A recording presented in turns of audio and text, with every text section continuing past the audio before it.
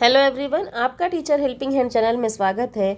आज मैं आप लोगों के साथ 100 डेज रीडिंग कैंपेनिंग के रजिस्टर को शेयर कर रही हूं, जो ये क्लास 6, 7, 8 के लिए है।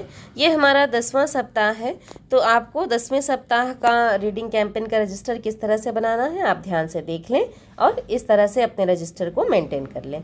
तो देखिए, पहले की तरह जिस तरह हम लोग बनाते हैं उसमें थोड़ा सा परिवर्तन है, क्योंकि हर सप्ताह कुछ अलग हो जाता है, तो उसमें हम लोगों को थोड़ा परिवर्तन करना पड़ता है। तो यहाँ पर देखिए, आपको 5 कॉलम बनाने हैं जैसा कि मैंने बनाया है। दिन का कक्षा 6, 7, 8 तीनों के लिए है ये कंटेंट। गतिविधि है बच्चों के द्वारा किए गए कार्य और अभिभावक चर्चा। तो ये 5 कॉलम हम लोगों को बनाना है। अब दिन है हमारा सोमवार।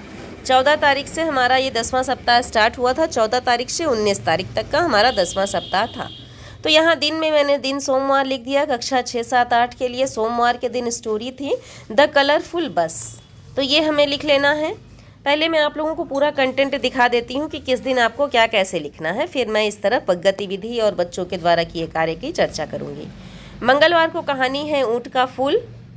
बुधवार को स्टोरी है कलर्ड हिल्स। गुरुवार की स्टोरी है हमारा जॉन, कहानी है। शुक्रवार की स्टोरी है the butterfly and the Rambo. शनिवार को कहानी है दादू की तुकबंदी।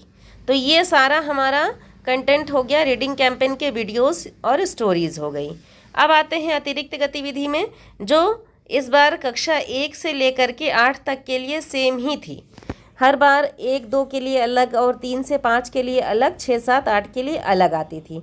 लेकिन इस सप्ताह जो हमारी अतिरिक्त गतिविधि आई थी वो सभी क्लासेस के लिए, कक्षा 1 से 8 तक के लिए सभी के लिए थी। तो अतिरिक्त गतिविधि में क्या है, सब कुछ छोड़ दो और पढ़ो। तो इसके अंतर्गत जो बच्चों ने सप्ताह भर वर्क किया वो हम लोगों को यहाँ लिखना है। तो उसमें मैंने लिखा है कि इस गतिविधि के अंतर्गत बच्चों को प्रतिदिन एक निश्चित समय पर 30 मिनट तक पढ़ने को कहा गया। वह पढ़ना कहीं भी हो सकता है, यह बताया गया। साथ ही साथ बच्चों ने जो पढ़ा है उसे कक्षा में बताने को कहा।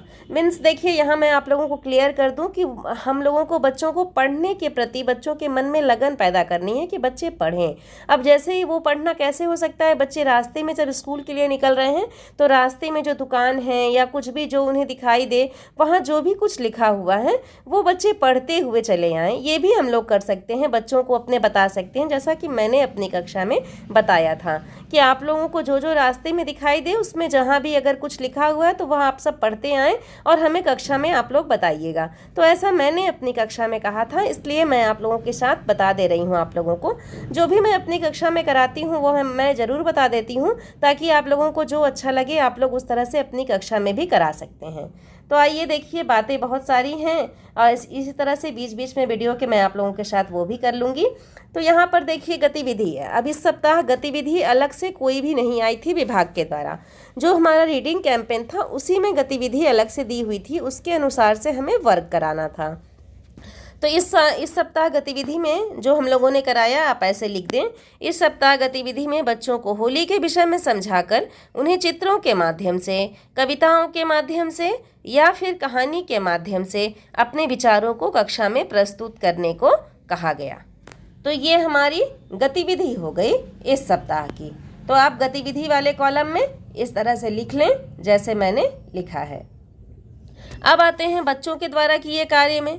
तो बच्चों के द्वारा किए कार्य में मैंने लिखा है कि बच्चों ने प्रतिदिन 30 मिनट की रीडिंग की तथा रीडिंग करते समय जहां उन्हें दिक्कत हुई हो उस पर चर्चा की गई। अब रीडिंग करते समय मतलब अगर कहीं बच्चे ने कुछ देखा है, कुछ पढ़ा है, उन्हें नहीं समझ में आ रहा है, तो वहां पर शिक्षकों के द्वारा उस पर बातचीत किया गया और बच्चों को समझाया गया। ये यहाँ पर लिखने का मेरा आशय है।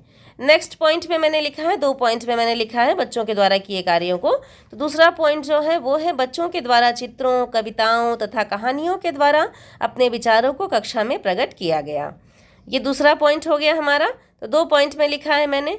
अब आते हैं लास्ट कॉलम में, अभिभावक से चर्चा। अब अभिभावक से चर्चा में क्या लिखना है, अभिभावकों को बच्चों का सहयोग करने के लिए प्रेरित किया गया। जहां बच्चों को कठिनाई हो वहां घर पे गार्जियन है सहयोग करने के लिए, विद्यालय में शिक्षक हैं सहयोग करने के लिए।